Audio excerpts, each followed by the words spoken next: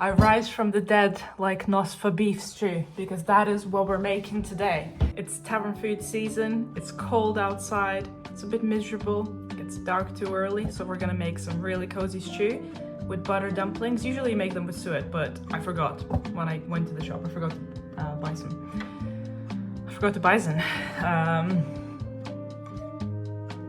Anyways, as you can see, we got some lamps. We got 2 lamps, so on both sides. Hopefully we can get rid of some shadows and you can see the ingredients really well. And 4K, you'll feel like you're in the kitchen. But yeah, let's prep the ingredients first. Let's do that. Hello, voiceover Oogie here. I have listed out all the ingredients and exact measurements in the description below, as I thought it would be much easier to follow than me trying to pronounce all different vegetables and everything. But anyways, I started by prepping and cutting my veg, and please excuse my knife skills in this video. They're not too good to begin with, but also I had to try and get the right angle for the camera, so I was stood in very weird ways. So forgive me, please. You're meant to use 2 celery sticks in the original recipe, so if you don't like celery that much, I'm sure it's fine if you use less than me, but I love it, so I wanted to go for 3. And this is my sign to get a bench scraper. Then it's time to roughly chop your onions and cry. Onions always make me cry. Oh, what are you doing if you're not crying when you're cutting onions? But you really need to dice those onions, so you persevere. Then on to the best part, peeling and chopping your garlic and making sure your hands stink for the next 5 business days. Then I took my 2 rosemary sprigs and stripped the leaves off their stems. I sounded very excited when I said stems. I chopped up the leaves and added them to the massive pile of veg. And now, off to the fun part, trying to crush up your juniper berries as well as you can. I didn't do that good of a job, so sometimes when I took a bite, there was a little crunchy juniper berry in there. Next, we need to half our potatoes. I did buy baby potatoes, but some of them were still quite chunky, so I just cut them in half. And the last of our ingredient prep is covering our beef pieces in flour. I only used about 2 tablespoons of flour because the rest is meant to go into the stew itself. Then get some olive oil into your casserole dish and brown your meat on high heat, if you know what I mean. Then I pushed the brown beef aside and added everything I've chopped up earlier. I believe the right thing is probably taking out the meat and just sauteing the veg on their own. But I was lazy and I just wanted to eat. But it's all gonna cook for about 2 hours or more. So, hey, it's gonna be cooked at the end. So it's really your preference how you wanna do it. Either way, you'll get some nice food. Give it all a little mix and let it cook for a few minutes without the lid. Then add your butter, pop the lid on, and let it all steam for about 5 minutes. Once it's all done steaming, just add the remainder of your flour and the stock cubes. I actually used 3. The recipe asks for 2, but I like my food a bit saltier. I think it also depends on what kind of stock cubes you use. So just honestly, I would add 2 at first, and then as you go, just taste it and see if it needs more. That's what I did. Then mix, mix, mix, cover it all with water and wait for it to boil.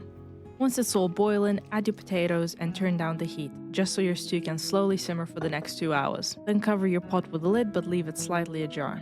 And we move on to the dumplings. And to make your dumplings, you'll need 115 grams of butter, 200 grams of self-raising flour, and 3 tablespoons of water, which I think you can actually skip if you want firmer dumplings. And to make your dumplings, you just add the butter to your flour and mush it all together with your fingers until the flour is fully incorporated with the butter and you get kind of like a doughy consistency. It does take a little bit of time, but it's really worth it because it goes so well with the stew. And then I added my 3 tablespoons of water. Next time I make the stew and the dumplings, I think I'll skip this step because I prefer my dumplings to be more firm. And I think to have more firm dumplings, you can use beef suet instead of butter too.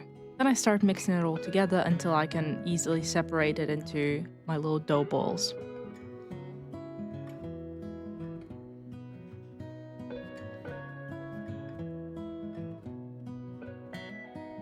And when your stew is about 30 minutes away from being done, just pop in your dumplings and cover it all with the lid.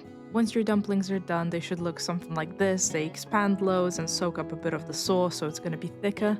And here you have it, a super easy beef stew recipe. For any details on the recipe and the measurements, please find those in my description. And if you do end up cooking this, please put it in the comments. I want to know if you liked it.